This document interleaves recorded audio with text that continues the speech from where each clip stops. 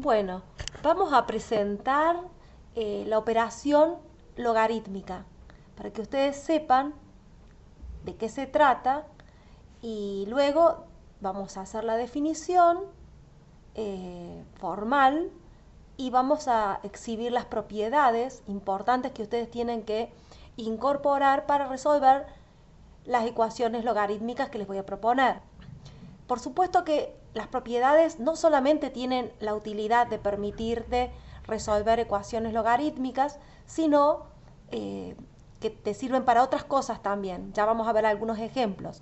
Yo voy a ir directo al grano por razones de tiempo y lo que les voy a tomar solamente van a ser ecuaciones logarítmicas. Pero para que ustedes estén preparados para eso, necesitan primero saber de qué se trata un logaritmo, qué propiedades tienen, con qué reglas de juego pueden jugar moviendo las piezas para resolver esas ecuaciones logarítmicas, que también la estrategia va a depender de la forma en que se presente esa ecuación. No todas las ecuaciones sirven las mismas estrategias. Cada ecuación tiene una estrategia que es más productiva, más fácil que la otra. Y bueno, eso lo van a aprender con la práctica, no hay otra. Bien, para que ustedes puedan comprender de qué se trata un logaritmo, vamos a partir de las operaciones elementales básicas que ustedes conocen ya desde la primaria. La resta es la operación inversa de la suma, porque deshace lo que hace la suma. Pensémoslo de esa manera por ahora, ¿no? Entonces, 8 más 5 te da 13. Y si haces 13 menos 5 te da 8. Es decir, como que vos das un paso adelante sumándole 5, agarre un número, súmele 5, tiene 13. Entonces, si quiere volver atrás, le va a tener que restar 5 y va a tener un 8. ¿Sí? ¿Cómo lo vemos a esa operación inversa? Con la misma resolución de ecuaciones. Cuando vos tenés, por ejemplo, x más 5 igual a 7, formalmente se dice que se resta a ambos miembros 5 de los dos lados, y entonces te termina quedando x más 5 menos 5, de ese lado te va a quedar x más 0, que es x, y del otro te va a quedar 7 menos 5. La regla práctica no da tantas vueltas. Dice, bueno, si yo tengo el 5 sumando, pasa restando y se acabó. Y ya está, bueno, x es igual a 7 menos 5, que es igual a 2.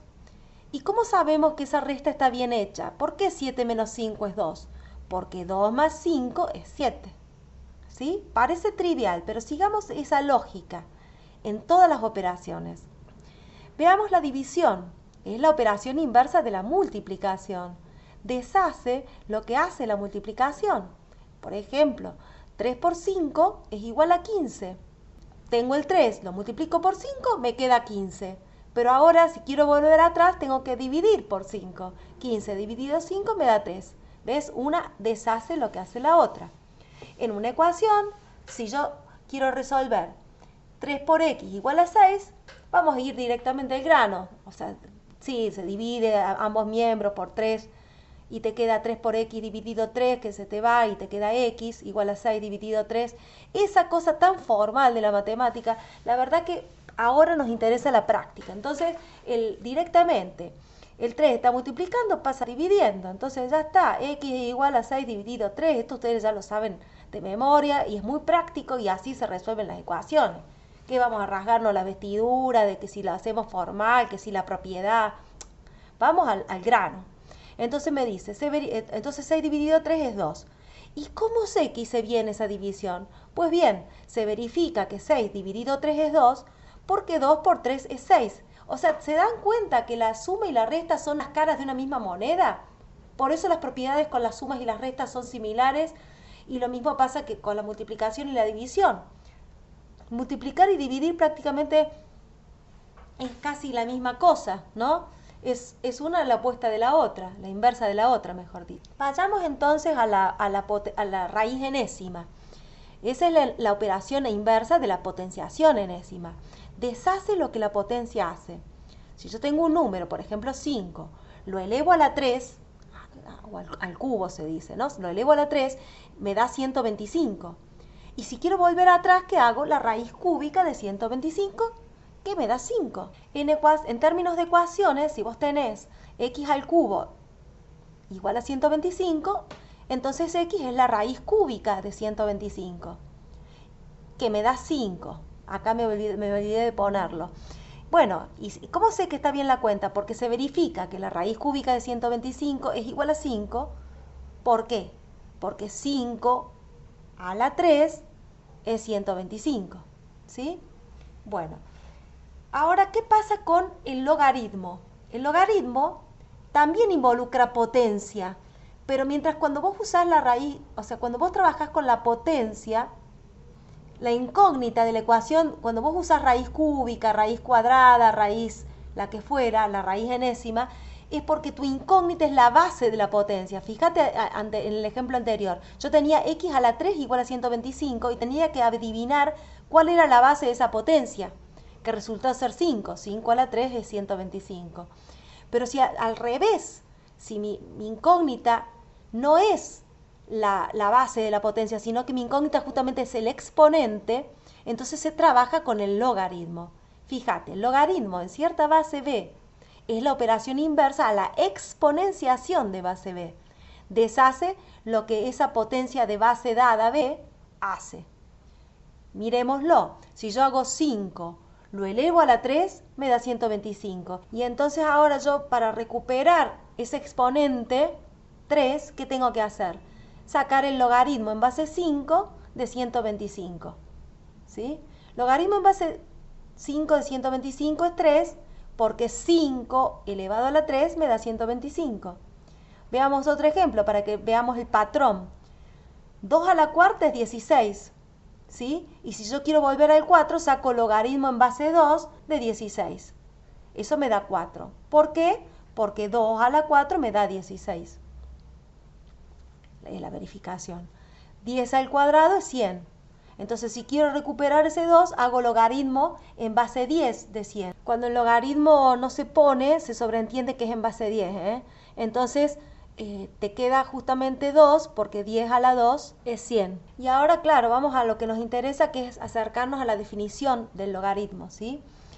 En un logaritmo vos vas a encontrar la palabra log generalmente, salvo un caso especial que es el logaritmo natural o neperiano, que tiene una base especial, ya lo voy a tratar en otro momento. Entonces vos tenés log de logaritmo y tenés abajo, ligeramente abajo a la derecha, es importante la ubicación, está la base del logaritmo. Y en el centro, a la misma altura del logaritmo, tenés el argumento. A veces se suele poner entre paréntesis, otras veces no se pone entre paréntesis, pero se entiende que ese que está a la misma altura es el argumento. Y cuando uno lo calcula o lo resuelve, va a tener un cierto resultado numérico, ¿sí? Entonces, la idea importante de la definición del logaritmo es que el logaritmo se calcula y te da un resultado. Y uno verifica, ¿cómo verifica que está bien? ¿Cuál es la pruebita, como quien dice? Pues bien, la base elevada al resultado te tiene que dar igual al argumento. Acá tenemos un ejemplo muy claro. Logaritmo en base 5 de 125 es igual a 3 porque 5 elevado a la 3 te da 125. ¿Sí? ¿Y para qué se usa el logaritmo? Bueno, así como dijimos que la suma y la resta eran cosas del mismo tipo, ¿no? Primas hermanas, mientras que la división y la multiplicación eran otro tipo de cosas juntas, o sea, se diferenciaban del anterior, pero como que hablar de suma y resta es prácticamente hablar de lo mismo. Hablar de multiplicación y división es prácticamente hablar de lo mismo, nada más que una es la inversa de la otra.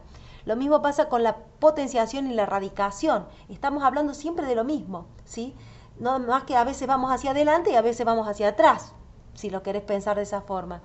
Y con el logaritmo pasa lo mismo. El logaritmo y la exponenciación son cosas, ¿sí?, de la misma naturaleza. Entonces, si vos tenés una ecuación exponencial, muchas veces lo hemos hecho nosotros resolviéndolo con logaritmo, ¿sí? Es decir, si yo tengo 5 a la x igual a 125, ¿qué les dije yo? Que pasen del otro lado, que bajen la x, y eso era igual al logaritmo en base 5 de 125. Y algunas calculadoras se los podías resolver directamente, pero hay otras calculadoras que no tienen logaritmo en todas las bases. Entonces se hacía un teorema de cambio de base, donde hacían directamente log de 125 dividido log de 5, ¿no? ¿Se acuerdan? Bueno, Entonces ya tenemos clara la definición. Acuérdense ese versito. Cuando ustedes resuelven un logaritmo en cierta base de un cierto argumento, el resultado tiene que ser tal de que se cumpla la verificación, que la base elevada al resultado te da el argumento. Bueno, atenti entonces, tenemos la definición formal. Log en base b de a es igual a r, si b a la r es a. Y justamente la base le puse b, al argumento le puse a mayúscula y al resultado r, ¿sí? Para que sea como más parecido. Pero otros libros pueden llamar la base, el argumento y el resultado se lo puede llamar como con la letra que uno quiera, ¿no? Bien, a ver, exploremos algunos ejemplos para ver cómo se comporta el resultado de un logaritmo y algunas propiedades, ir presentando algunas propiedades. Logaritmo en base 2 de 2, según la definición que dimos, sabemos que la base elevada al resultado te tiene que dar el argumento. Entonces, para resolverlo, nosotros pensamos, si quiero calcular logaritmo en base 2 de 2, 2 elevado a la ¿cuánto me da 2? 2 elevado a la 1, ¿sí? Logaritmo en base 2 de 2 es 1, pues 2 a la 1 es 2. Logaritmo en base 3 de 3 es 1, pues 3 a la 1 es 3.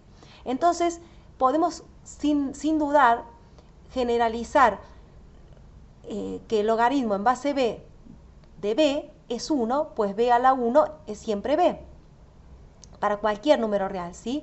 Obviamente, cuando uno hace ejemplos que funcionan, puede pasar que haya algún contraejemplo de algún número que no lo cumpla. Entonces eso no es una demostración. Pero a nivel práctico y didáctico, presentar ejemplos es muy útil, porque uno va viendo cómo se comporta el patrón, y cuando hay un patrón que se va repitiendo y vas eligiendo otro número, logaritmo en base 500 de 500, también va a ser 1, porque 500 a la 1 es 500. Inclusive, si tuvieras logaritmo con base negativa, logaritmo en base menos 3, de menos 3 sería 1, porque menos 3 a la 1 te va a dar menos 3.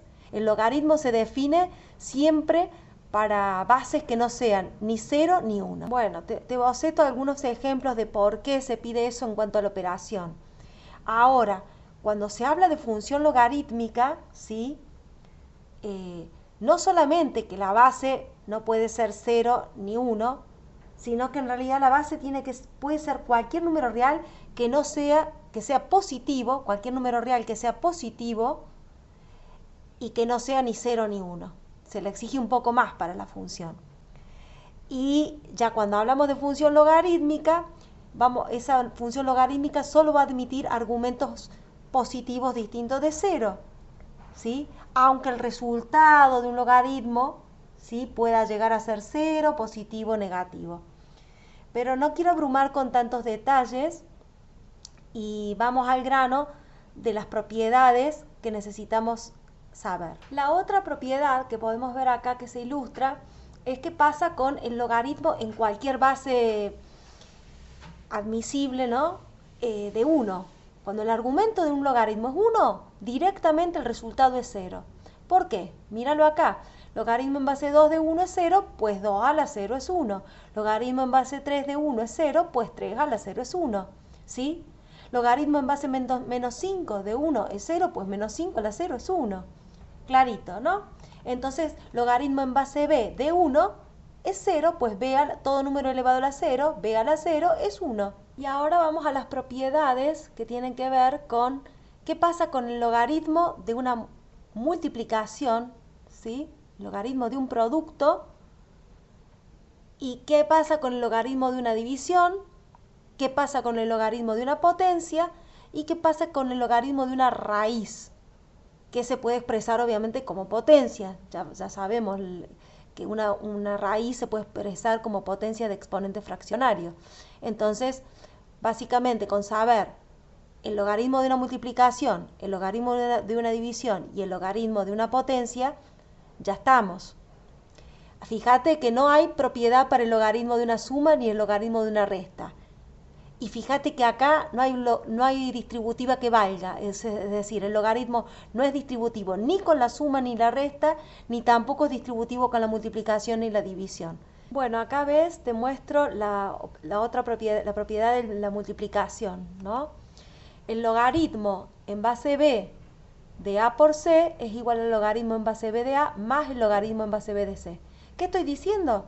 Que el logaritmo de una multiplicación se puede desglosar en una suma de los logaritmos de cada factor, ¿no? Y en el ejemplo, fíjate que el logaritmo en base 2 de 16 por 4, si haces la cuenta adentro, te da 64. 2 a la cuánto da 64. Probá con la calculadora y vas a ver que 2 a la sexta es 64. Esto para que veas que se verifica esta propiedad, ¿sí? En un ejemplito.